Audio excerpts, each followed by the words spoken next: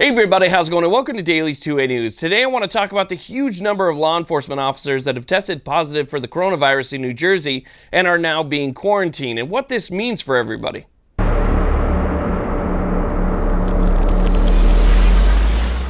Now, try and keep in mind that while we talk about New Jersey specifically, this is a national event. So you can expect to see what you're seeing in New Jersey happen all across the country in major cities and small towns. And so it's important for everybody to pay attention to this. Now, originally it was reported that nearly 700 law enforcement officers were affected by the coronavirus and are now in quarantine. That was reported on by the Second Amendment Foundation. They got their information from the government. That information has since been revised, and now the number looks, at least as of yesterday, a Sunday, it looks like that number is more like 163, but that's still 163 law enforcement officers that have tested positive for the coronavirus and are now in quarantine. That means that they're not on the streets, they're not able to respond to calls, they're not able to do their duty, they're not out there doing what they're supposed to do, and that is a big shortage of finite resources, okay? Law enforcement officers, these people that have been trained to respond to things and understand their job, when they start running out, they start running out. It's not like you can simply refill it like you refill a prescription.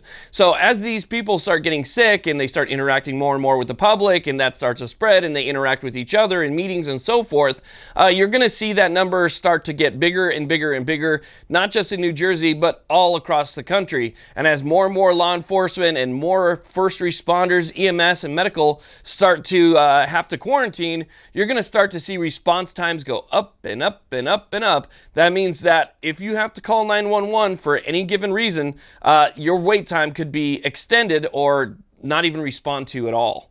Now, try and remember that on a good day, okay, on the best day, response times are high pretty much across the country. Let's say you have a couple guys that are breaking into your house, okay, so your wife calls 911 while you try and figure out what's going on. So the timer starts when your wife connects with the 911 dispatcher, okay? The dispatcher has to take all the information down from your wife, then she has to take that information, she has to distribute it to the proper people, and then those proper people have to stop what they're doing and then respond to your situation, and then they have to get to your situation before they can actually do anything about it. This entire time, those two guys that were trying to break into your house are still in your house.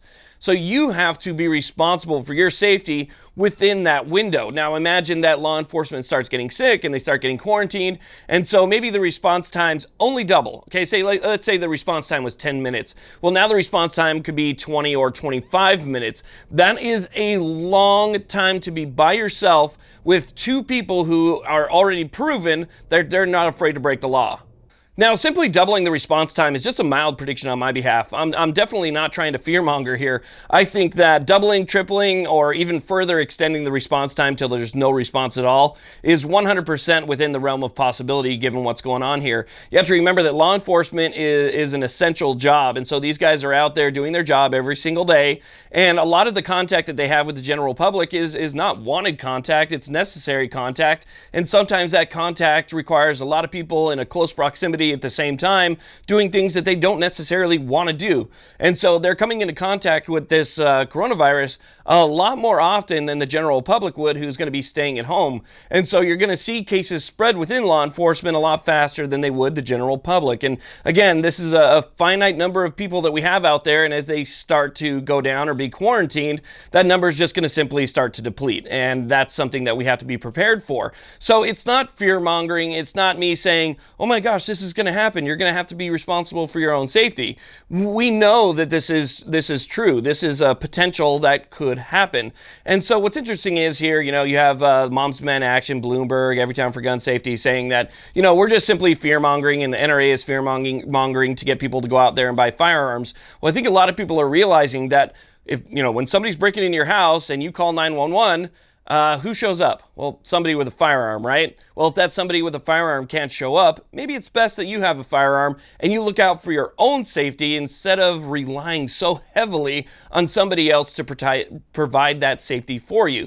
That's all we're saying. We're saying that, look, you're responsible for your safety between anytime law enforcement's not there. I mean, you're responsible for your safety even if law enforcement's there, but just basic, looking at it in a simple manner, you're responsible for your own safety anytime law enforcement is not present up until the time that law enforcement is present, where you can kind of let them take over, right? And so that time can extend and that time can grow. And so, being able to defend yourself within that time frame is extremely important. And I think that most Americans are smart people who can read between the lines, and they can see that, hey, my need to defend myself is probably getting a little bit greater, and that's why they're buying firearms. It has nothing to do with fear-mongering. It has to do with people actually being concerned for their own safety and realizing that firearms are the best possible tool to ensure their own safety. Now, New York, New Jersey, California, these are sort of the epicenters of the United States right now. This is where you have really high population numbers, very dense populated cities and so forth.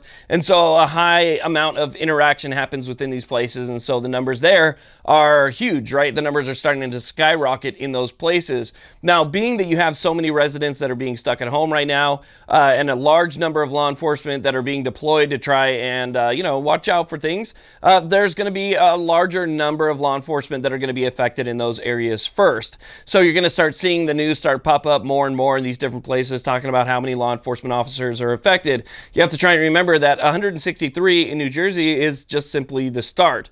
Until that curve that everybody talks about, where the curve is going to get flattened, until that curve actually starts to go downward, then the numbers of law enforcement officers that we're going to see affected by this is going to continue to go up. It's an absolute tragedy. I hate to see it happen to anybody. I don't want to see anybody get sick. I mean, even with just a basic cold, it sucks to actually, get sick and be quarantined and stuck at home and all that stuff. But, we need to try and remember that we're responsible for our own safety and that firearms are the best way to do that. So the best thing you can do, keep your ammunition in your magazines, keep your magazines in your firearms, keep your marksmanship skills up, do that dry fire practice, whatever you can do at home to keep your skills up if you can't get out to a range or something like that, and make sure that you are ready for a time that may not come and a time that may come where people start to get fed up with things and start to take to the streets. And I can tell you who loves seeing law enforcement officers in quarantine.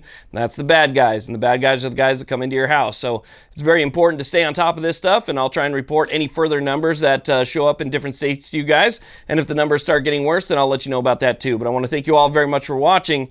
Please like, subscribe, and stay healthy.